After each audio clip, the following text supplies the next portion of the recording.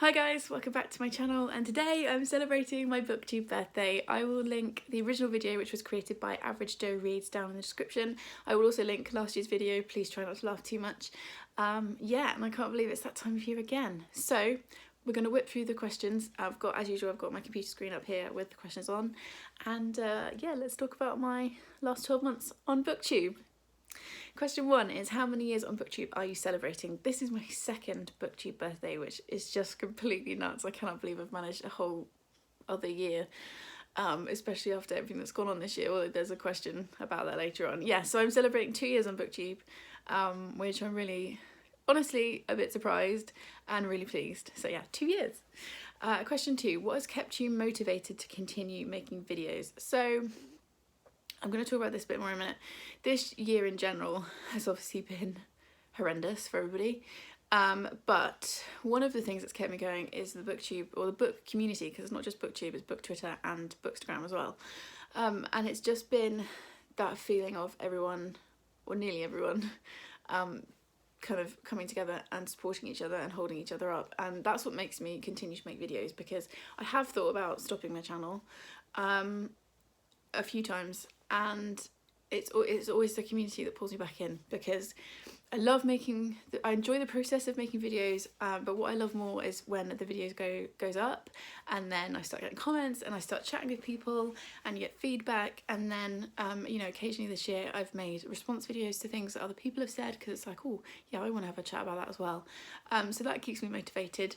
But yeah, I just really love the community, which is so cheesy to say, but it's true. I love the community here.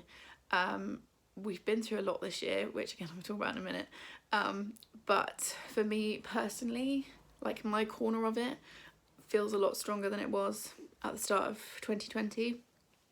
So yeah, definitely the community, and you guys keep me motivated to keep making videos, because I love being part of the online bookish community.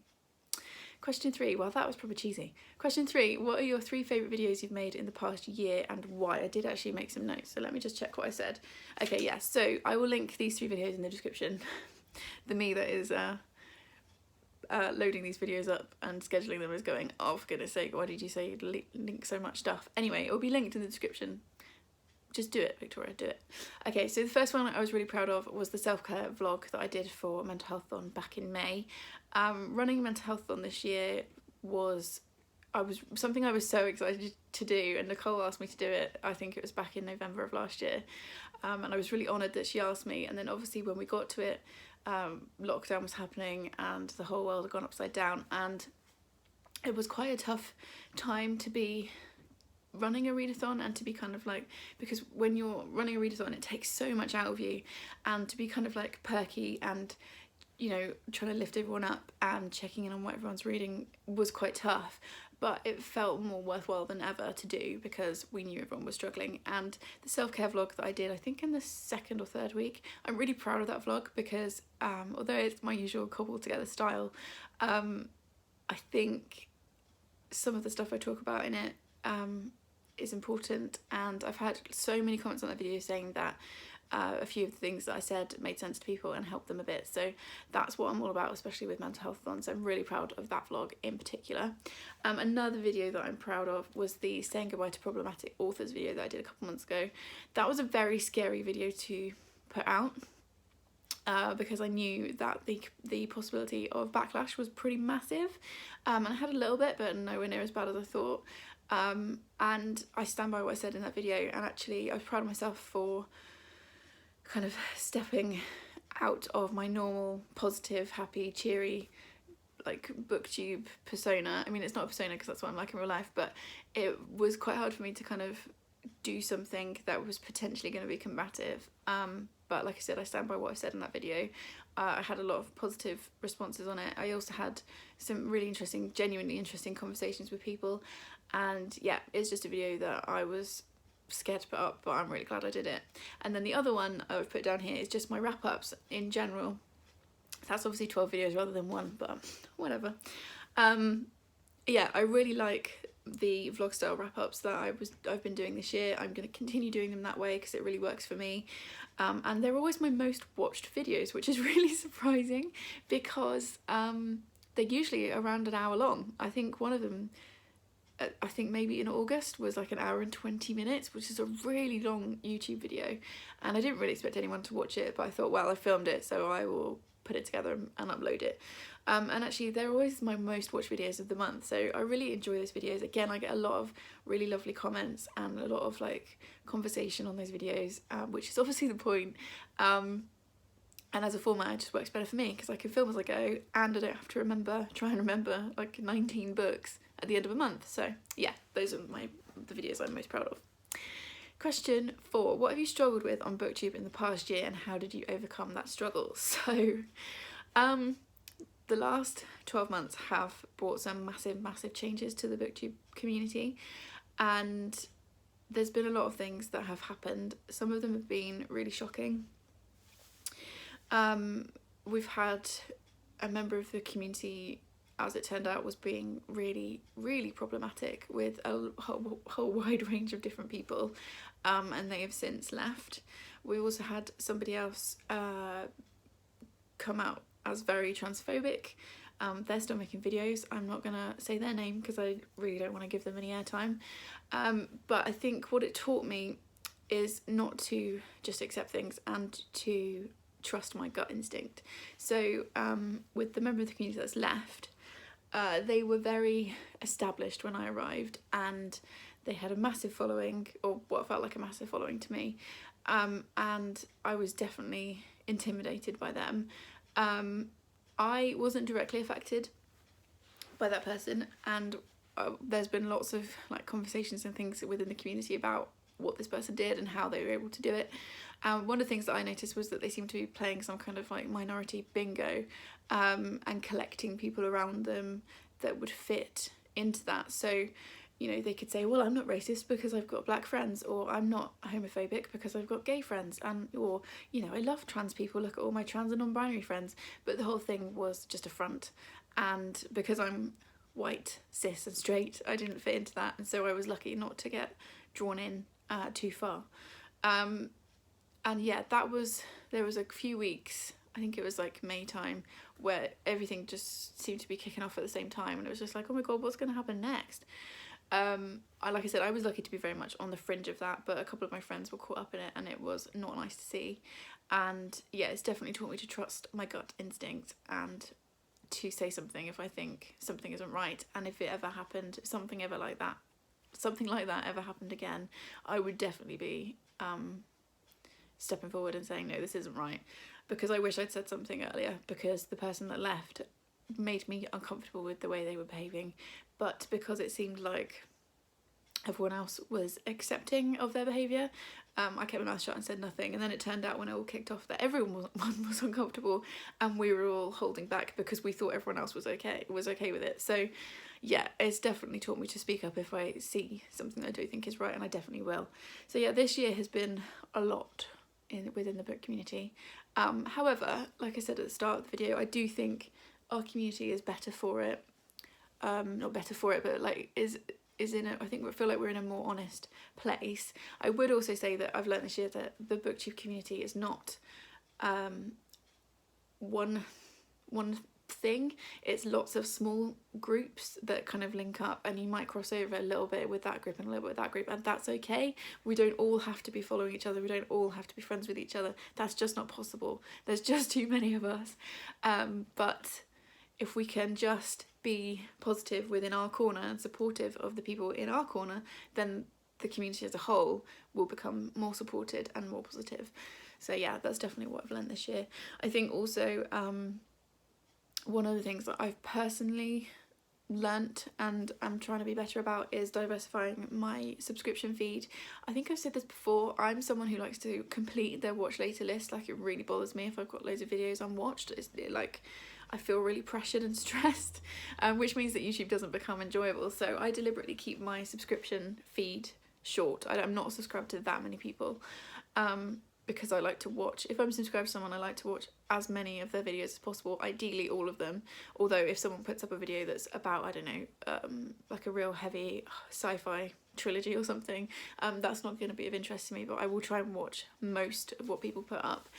And I definitely realised this year that my feed was very white and very female. Not entirely, but it was very dominated by white women. That was not deliberate at all, but I realised that I needed to branch out, and I found some really wonderful creators and some brilliant books that way, and I'm a lot happier with what my feed is looking like now. But that's definitely something I'm going to continue to work on and continue to monitor. So yeah, definitely there's been lots to learn this year. And oh yeah, it's asked how you overcome that struggle. I think just by being open, talking to people, believing people, and learning to speak up if I see something that I don't think is right. Question 5, choose one moment from the past year on BookTube that you would love to relive. Reaching 1,000 subscribers was one of the best things. That was in May as well. May was a big month. Yeah, reaching 1,000 subscribers, because I never ever thought that would happen. I really didn't. I think I started the year on maybe 600 subscribers. I can't remember. And yeah, to reach 1,000 was just ridiculous. Just yeah. On the day I'm filming this, there's about 1,200 reviews, so my growth has been much slower in the second half of the year, but that's fine. I've said it before and I will continue to say it. For me, I'm not so worried about the number of subscribers. For me, it's more about the views and comments, because I want to interact with people. That's why I'm here. But reaching that milestone was pretty cool. And yeah, that's definitely a moment I would like to go back to, because I'm sure my face was a picture. I wish I had picked up the camera, but I forgot, because, well, you guys know what I'm like. Question 6. Shout out a huge supporter of your channel. Man, I have got such a list here, and now I'm worrying about forgetting people because my channel is supported by such a massive group of people, both those that watch and comment. I've got regular people that comment, but also other creators who you know, shout me out, support me that way, tag me in tags, chat with me on Twitter and Instagram. I've also got friends who I text every day and who support me that way. So yeah, there's so many people that I could talk about for this, but I'm gonna very quickly just run through some that came immediately to mind. So Charlotte from Books and Bargains, obviously. Emma at Drinking by Myself. I feel like this is like an Oscar acceptance speech. Sorry about that. Shannon from 155 Books, Chloe from Chloe Reads Books, Amy from Amy Myers, Simone from Me, Simone and I, and Leanne from Literary Divergence, all of whom will be linked in the description, although if you're following me, you're probably sick to death of me talking about them because I do it all the time. But they're just the most incredible group of people. Also Olivia from Olivia's Catastrophe. See, I knew I was going to forget people. They're just such a great bunch of people, and if I need anything, I can definitely reach out to any of them and they will give me a hand, which is often because I'm actually really rubbish at this. What's the best book? Question 7. What's the best book you've read in the past year? This question is very unfair and impossible to answer. I've picked 3 because I can't choose between these 3, and even getting it down to 3. I've read 157 books so far this year. So even picking a top 3 I think is pretty good, and this is in no order. I can't put them in order. But I've picked 3 from this year, which were the first 3 that sprang to mind. So the first is Don't Touch My Hair by Emma Dabiri. I will keep talking about this book until everybody has read it. This looks at racism from the angle of hair. Emma Dabiri is a black Irish woman, and I just thought this was so interesting, you know, really fascinating. She gets into the science of it, but also all of the social stuff and the historical stuff. It's just really interesting. Highly recommend this one, obviously, because it's one of my favourite reads of the year. I've also gone for The 13th Tale by Diane Setterfield, which I reread in August, and again, I will not shut up until everyone has read this. This is historical fiction and I just adored it. If you liked Evelyn Hugo, you should read this because it's got very similar vibes. And yeah, it's definitely one of my favourite books. It's definitely one of my favourite books of all time, so please read this. And then the last book won't be a surprise either, and that is Tender is the Flesh by Augustina Bazterrica. This is not a book that I recommend to everybody. This is about cannibalism. I've talked about this loads. It's a very weird setup, but it's beautifully written. I just think it was stunningly done, and I cannot wait to reread it. So there we go. Question 8. Where do you see your channel in a year's time, and what do you hope to have achieved? So, It's quite a difficult question to answer because I don't know where my channel will be in a year. If I've learned anything from 2020, it's that literally anything can happen. I hope to still be here. I can't promise that because you don't know what's going to happen. And as you probably know, because I keep talking about it in every single video, I am currently doing my PGCE to become an English teacher, and I just don't know how that's going to affect my booktube, so I make no promises. I hope to still be here in a year's time. Hopefully I've still got people watching, and that's all I can really say. I'm not really one for setting big goals with booktube because it's just a hobby that I enjoy, and I don't want to. I'm one of these people who, if I set a goal, I will stress myself out trying to get there, and I just want to enjoy booktube. Like, that's the point for me. It's supposed to be fun. So yeah, let's just hope I'm still here and doing a video going, hey, it's my 3rd booktube anniversary. And then question 9, tag someone whose anniversary is coming up. I have absolutely no idea because I'm a terrible friend. I don't have any idea who has got their booktube anniversary coming up. The only one I knew was Gloria because we started around the same time, but she's not even doing booktube anymore.